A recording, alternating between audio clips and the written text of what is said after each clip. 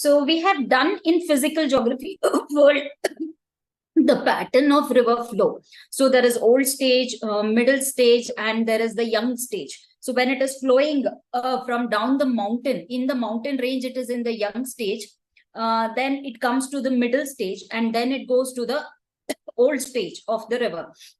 So those three phases you have seen where you have waterfalls, you have seen where you have your delta formation, where you have your oxbow lake formation. So here we'll not get into depth of anything in that manner. We'll just see which are the important rivers of India, and rivers of India, on that what are the important waterfalls and hydroelectricity project or multi-purpose projects which are from your government of India. So relative to that, we'll conclusively finish this. Okay, so that is how we have planned your rivers of India. So rivers of India, can you just tell which are the two categories of rivers of India? Himalaya range river Himalayan rivers and the peninsular rivers. So there are two categories of rivers. So can you just tell the differences between your Himalayan river system and your peninsular river system, whatever you know from your school knowledge? So the Himalayan rivers are connected to the end of the Bay of Bengal, and peninsula, some of the rivers like Narmada and Tapi is into the Arabian Sea, Western Ghats. Okay, so okay. Other than that? Ma'am, there is a continuous flow of water. I mean, that is a like Himalayan river, and it is with respect to the monsoon and seasons. There is a other river system. Okay. So you mean to say that these rivers are perennial in nature? They flow throughout the year.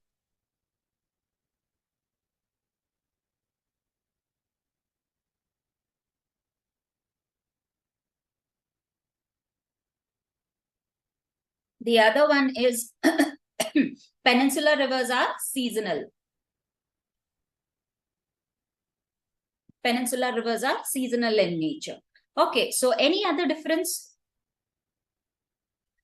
Which is the most popular Himalayan river? Brahmaputra, Ganga. Even Ganga. Where does Ganga take birth? Gangotri. Gangotri. Okay. So what is Gangotri?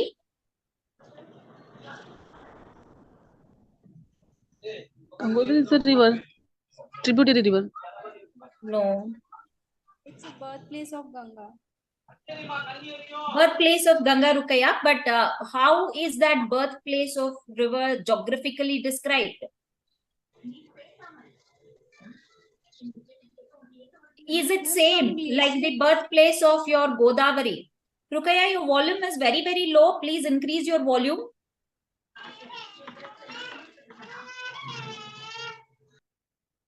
So, is your birth of Krishna river the same as the birth of Ganga river? No, ma'am. What is the difference?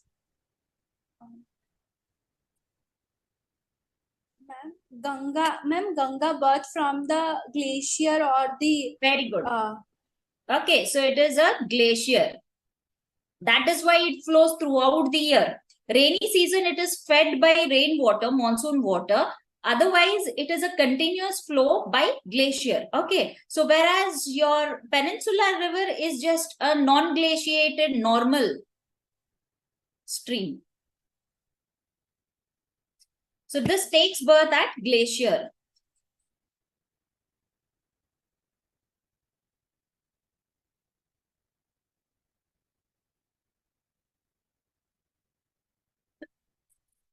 Any other difference, if you all know, between your Himalayan rivers and peninsular rivers?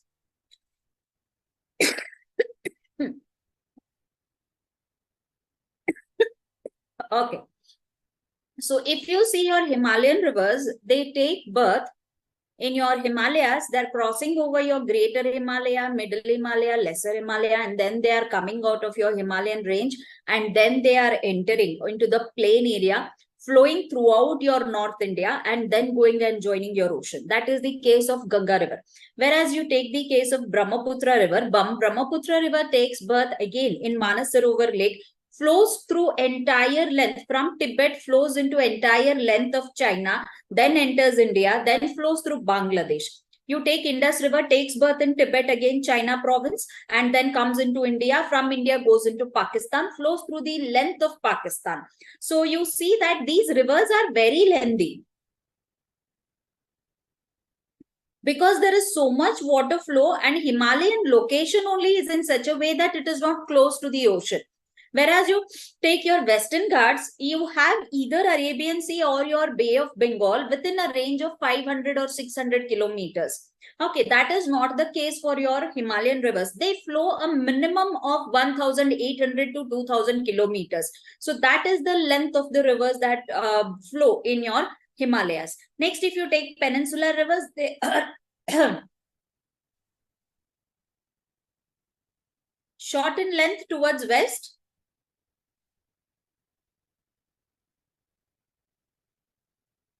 whereas towards Bay of Bengal, moderate in length.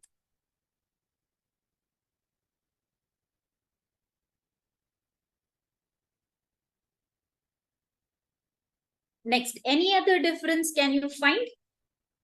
Okay, so other differences are very difficult. I'll give you the other points. Please do write it down along with me, and I'll not dictate the points separately. I'll give you time at the end of the slide to copy it out, so please finish it there. Okay, so now when you see the nature of your Himalayan rivers, is the river older than the mountain, or is the mountain older than the river?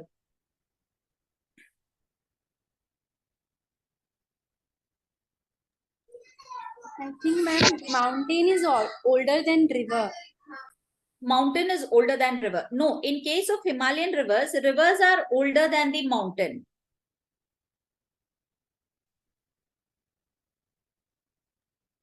Ma'am, is this because of the Tethys Sea? It is because of the Tethys Sea. Old landforms, your Ganga and Brahmaputra were flowing from before. And then suddenly your Himalayas got uplifted. So the river was present earlier than the upliftment of Himalayas. Then your Himalayas come and they uplift the region, Tethys Sea region. And then your river also goes on top of the mountain. Okay, so river was present on the flatland even before your Himalaya could get uplifted. Okay, so rivers are older than the mountain. In case of peninsular rivers, mountains are older than the river.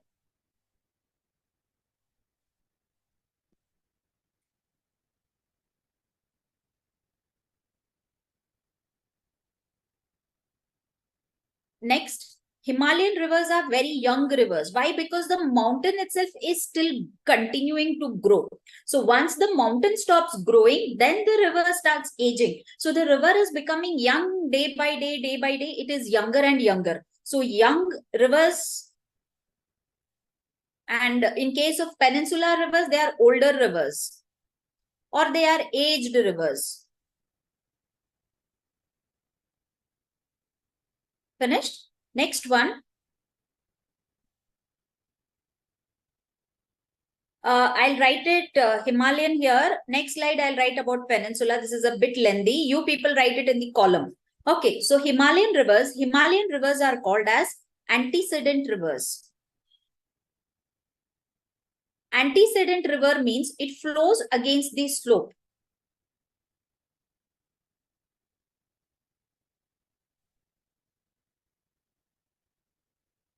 So if you take the birth of mountains, birth of your rivers, suppose your river takes birth here, then it comes down, it has to go across this mountain, and then it will enter your northern plains. So your river has to flow against the slope. That doesn't mean that it is not going up the slope like this. River doesn't go up the slope like that. What happens is, when you see the landform, if the land is something flat like this,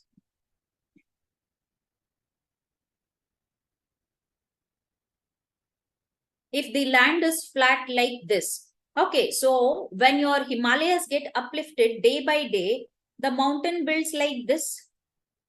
Okay, so I'm taking a cross-sectional view. So I'm taking a cross-sectional view. The mountain builds something like this. So when the mountain is building like this, what happens when the mountain is building like this? When the mountain is building like this, it is getting uplifted. When it is getting uplifted now, originally when this land was flowing, you will have a river flowing here with this much width. This is the width of the river. So river is flowing already in this region. Now, when you uplift this region and you try to bring a mountain in this region, the river will carve out a valley when the upliftment is going on. That means the river will not leave its place. River will stay where it is. So river will not leave its place. So here you will see that the valley is filled with water. On both the sides, there is mountain. Okay, so I'll try to explain it in a different manner. Now you try to understand. The mountain is getting uplifted day by day, and how much upliftment happens, the same amount is eroded on the same day by the river. So if the mountain upliftment is by 1 mm per day, then erosion capacity of the river is also 1 mm per day. That type of river is called as an antecedent river. When the mountain gets uplifted, the river didn't change its path, or it didn't go away to any other direction. It continued to be in the same direction, and it did the amount of erosion. So if it is trying to lift up like this, if it is trying to lift up like this, river is not allowing for it. Okay, so river is cutting it down like this on the same day, very same day it will cut it down. Okay, so it has created deep valleys on the same day itself. So you see that when the flow of the river is like this, it is actually not going against the slope. It is actually like this. So if the river is taking birth here, it comes here. It comes across here. It comes across here. So when you look at the cross section, it will be like this. In the gap, the river is flowing. So original upliftment of the mountain would be something like this, but this part has been actively eroded by the river at the time of upliftment itself.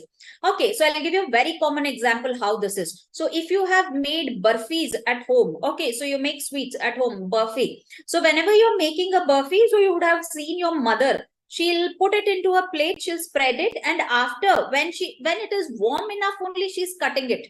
Okay, because if you cool it down completely, later cutting it will become very, very difficult. So she'll cut it on the same time. Whenever it is warm, she'll cut it there only at that time only. Okay, so that is how they do it. So why? Because it is difficult to cut it after it is very, very cold. Then you'll have to sit and break it. The same way river also employs the same mechanism. When it is getting uplifted only, it is very easy to do the erosion. So your river does active erosion on the very same day when it is getting uplifted, and it cuts down immediately. How much is getting uplifted, that much is cut down immediately. Such type of rivers are called as antecedent river, where the river doesn't change the path. River is very strong, river is very capacitive in case of erosion, hence it doesn't change its path, it continues the same path, it remains on the same path, and then mountain gets eroded at the time of upliftment, and the river is able to maintain its path. Such type of rivers are called as antecedent river, and you tell that it is flowing against the slope. Okay, so clear everybody? Is there any doubt? Okay, so you can write that it flows against the slope. I'll write rest of the points here, and then you can copy down the diagram. So I think you all have finished this slide. Yes, ma'am. Okay. So coming to your Himalayan rivers, write down Himalayan rivers. It is antecedent, means it flows against the slope.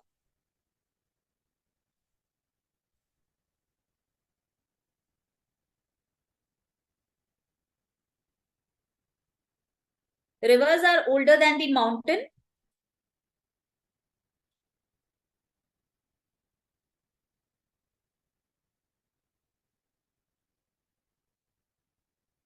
And when mountain is uplifted,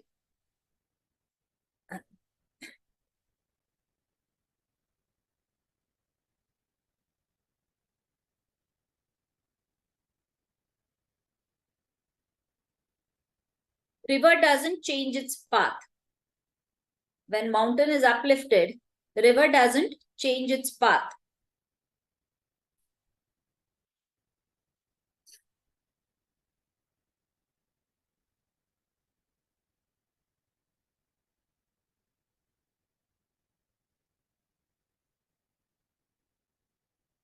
Please write the diagram also.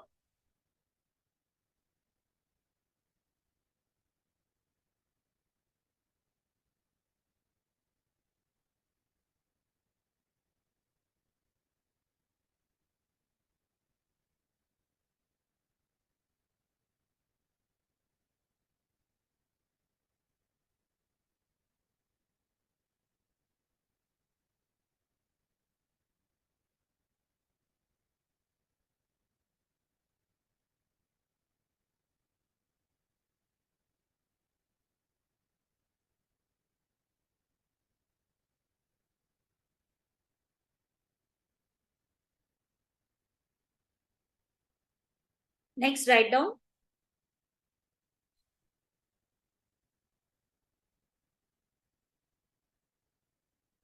Rivers have high erosive capacity. Ma'am, it's same Himalayas one, no? Same color. Huh? It is completely Himalayas only. They have not come to peninsular. Okay, ma'am. Rivers have high erosive capacity and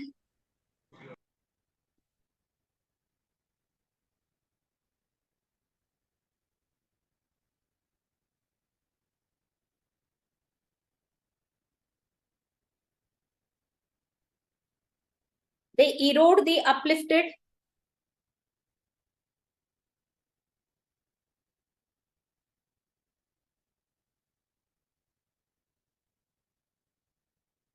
mountain equally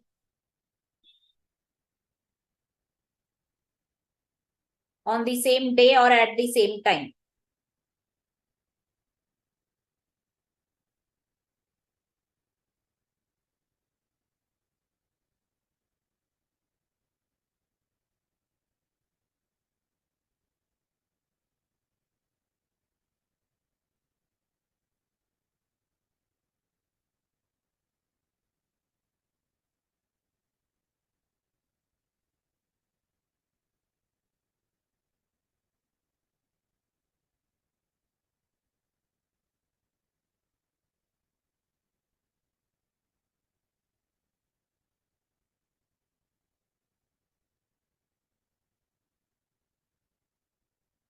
Finished?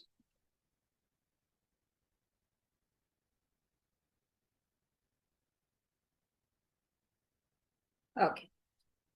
If you want, you can write this. Otherwise, it is not necessary. You would have written it in the previous slide itself.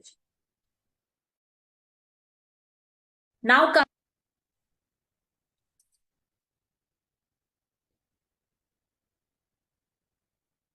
Peninsular rivers are called as superimposed rivers.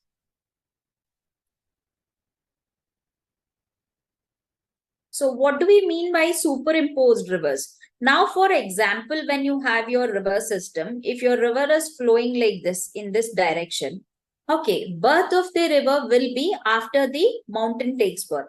So the mountain has taken birth now and your river is flowing in this direction.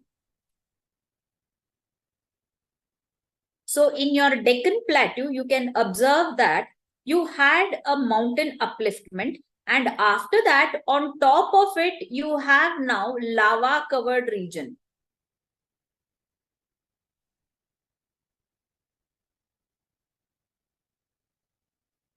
Lava has come and it has created a plateau. That is why you have your Maharashtra plateau.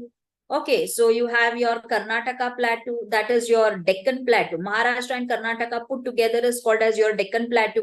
Then you have Karnataka Shield. You have Rayalaseema. You have your Telangana. All these are plateau areas. Okay, Bastar is also a plateau area. So all the Amarkantak plateau. So all these are plateau areas which are formed by lava deposit, and it is your basic type of lava. Okay, so basic type of lava has got deposited. So what happens? Below you have hard granite structure here, and on top of it you have your lava structure.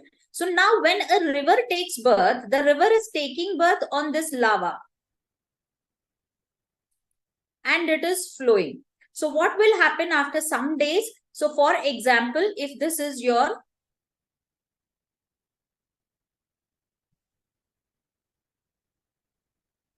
underlying granite area,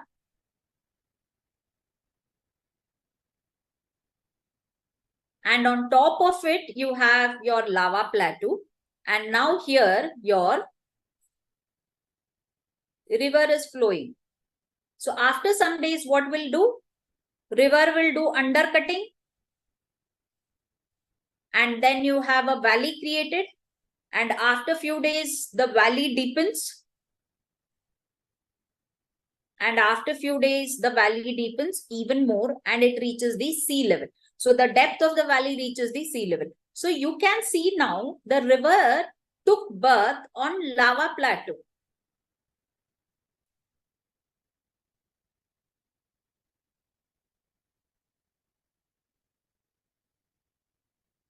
But now it is flowing on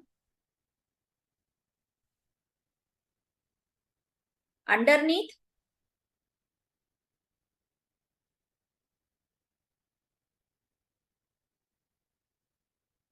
metamorphic rocks. Okay, so it is flowing on underneath metamorphic rocks. So this is how your superimposed river system is. So in case of superimposed river system, you see that birth of the river was on another type of landform, but at present it is flowing on another type of landform. So it took birth on lava plateau, but now it is flowing underneath. It is flowing underneath on the metamorphic rock. So birth is on some place, but it is flowing at present on some place. So such type of rivers are called as superimposed rivers. Means the landform is superimposed. Superimposed is nothing but a sandwich. One layer on the other layer. That is called as your superimposition. So it is superimposed, and because of that superimposition, you see that it is two layers. Above you have lava plateau and below you have your metamorphic rocks. Okay, so river takes birth on one landform, but it is flowing on the underneath landform at present. So when you see the diagram, it will look now finally something like this.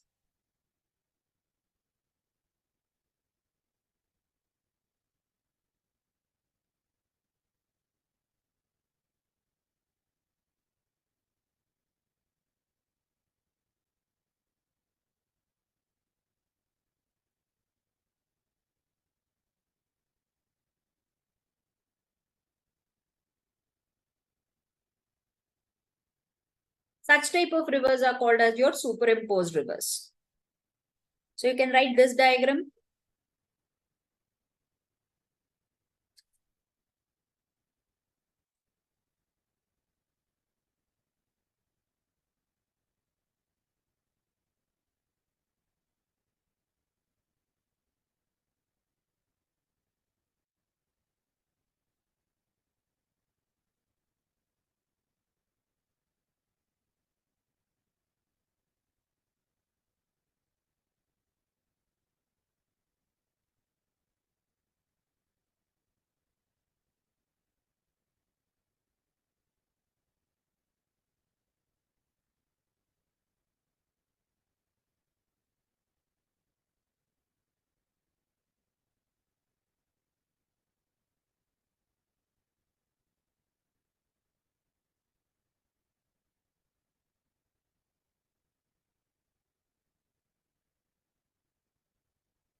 Did we do obsequent rivers in case of physical geography when we did rivers?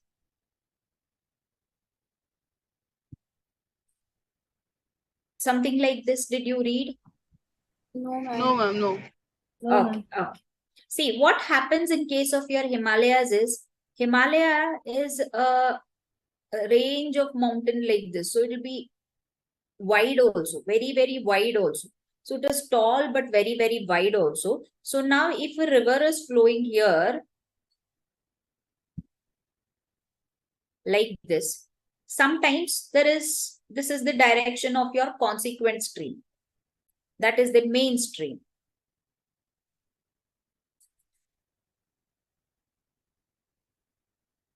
River comes and joins in opposite direction like this. Originally speaking, your mountain is like this. A river should come and join in this direction like this, but comes and joins in the opposite direction. So when the river, that is your tributary or your sequent river, So when your sequent river or a tributary comes and joins in opposite direction to the consequent stream, then it is called as your obsequent river. So in case of Himalayas, you see obsequent rivers. You don't see that case happening in South India. South India, the rivers are sequent. Peninsular rivers are sequent, means they follow the slope. And they come and join in the direction of the river like this. But your Himalayan rivers, some are obsequent.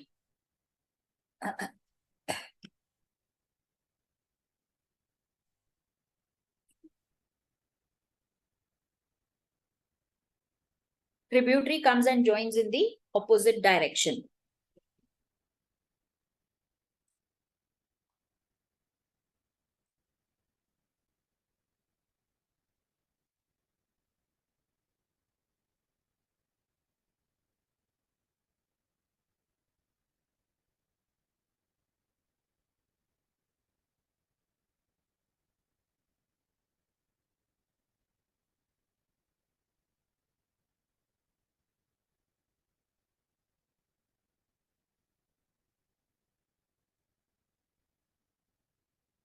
Finished? So that is the next difference.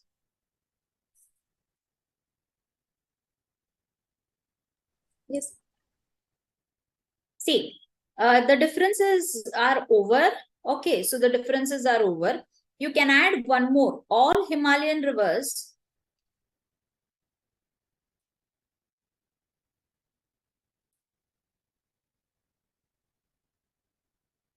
form delta. And in case of your peninsular rivers, it may form a delta